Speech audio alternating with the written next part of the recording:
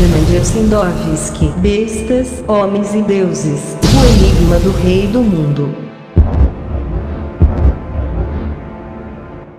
A luta pela sobrevivência. Estava só. À minha volta, imensos cedros sempre verdes e cobertos de neve, moitas secas, o rio gelado e, até onde minha vista alcançasse, só divisava uma vastidão imensa de cedros e de neve. A taiga siberiana. Quanto tempo permaneceria ali? Estava eu a salvo dos bolcheviques? Saberiam os meus amigos que eu estava ali? Que teria acontecido com a minha família? Todas estas perguntas aguçavam constantemente o meu cérebro, queimando como fogo. Não demorei muito a compreender por que Ivan tinha sido meu guia por tanto tempo. Durante nossa viagem tínhamos passado por muitos lugares ocultos e distantes de centros habitados, porém Ivan não queria que eu ficasse neles, apesar de seguros. Repetia continuamente que queria levar-me a um lugar onde fosse mais fácil sobreviver. De fato, meu solitário refúgio oferecia muitos atrativos: florestas de cedro, montanhas cobertas por essas florestas, chegando até o horizonte, em todas as direções. O cedro é uma árvore imponente e magnífica. Seus fortes galhos espalham-se ao redor formando uma tenda sempre verde que atrai, sob sua proteção, todas as criaturas da floresta. A vida fervilhava embaixo dos cedros. Os esquilos faziam muito barulho saltando de uma árvore para outra, os quebra-nozes lançavam gritos agudos, revoadas de piscos, com o peito encarnado, passavam entre as árvores lembrando chamas. Bandos de pintacilgos apareciam, de repente, enchendo a floresta de silvos e trinos. Uma lebre pulava entre os troncos, seguida sorrateiramente por um arminho branco que rastejava, quase invisível, na neve.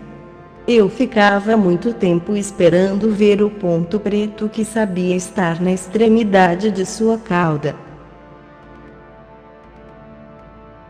Às vezes um belo gamo avançava cautelosamente sobre a neve dura e um dia o rei da floresta siberiana, um urso pardo, desceu da montanha para me visitar. Tudo isso representava um entretenimento que afastava o pessimismo do meu espírito, ajudando-me a resistir.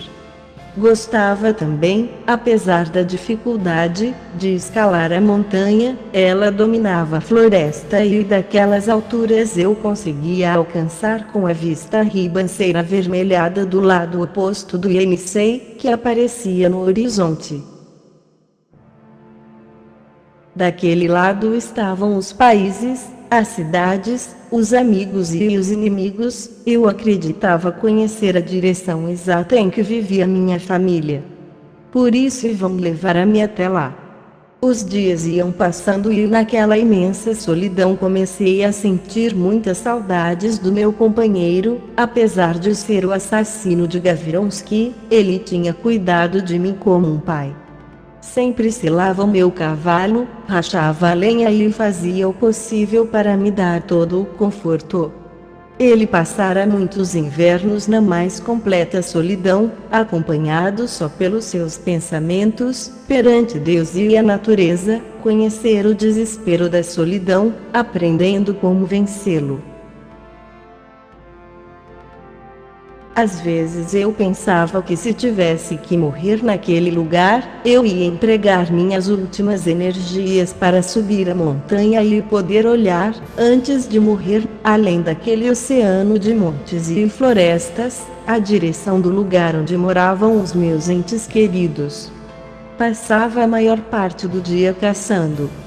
Compreendi que precisava dividir o meu tempo entre várias tarefas para afugentar os pensamentos negros e deprimidos.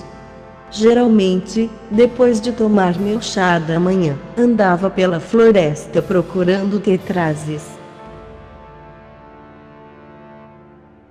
Depois de matar um ou dois, começava a preparar o meu jantar, onde nunca apareciam pratos complicados. Era sempre caldo de caça com um punhado de biscoitos, seguido por um sem número de xícaras de chá, que é uma bebida indispensável na floresta. Um dia, entrando entre espessas moitas, percebi um movimento. Olhando com muita atenção, vislumbrei as pontas dos chifres de um gamo. Tentei aproximar-me cautelosamente, mas o animal, desconfiado, me pressentiu. Desvencilhou-se da moita, com muito barulho. Consegui vê-lo claramente correr cerca de 300 passos e parar contra o flanco da montanha. Era um animal esplêndido, de pelagem cinza escuro, a espinha dorsal quase preta, do tamanho de uma pequena vaca. Disparei o fuzil, apoiando-o a um galho. O gamo pulou alto, correu alguns passos e tombou. Esforcei-me para correr até ele o mais rapidamente possível, porém ele levantou-se e começou a subir a montanha entre pulos e arrastões.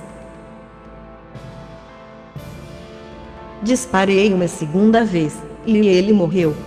Conseguira um aconchegante tapete para minha toca, e uma boa quantidade de carne. Coloquei os chifres entre os galhos da minha parede, onde serviram muito bem para pendurar minha capa. Presenciei um fato muito curioso a alguns quilômetros do meu abrigo. Havia um pântano, coberto de vegetação e salpicado de airelas, onde os tetrazes e as perdizes costumavam comer bagos. Um dia aproximei-me sem fazer barulho e vi um grande número de tetrazes raspando a neve à procura de bagos.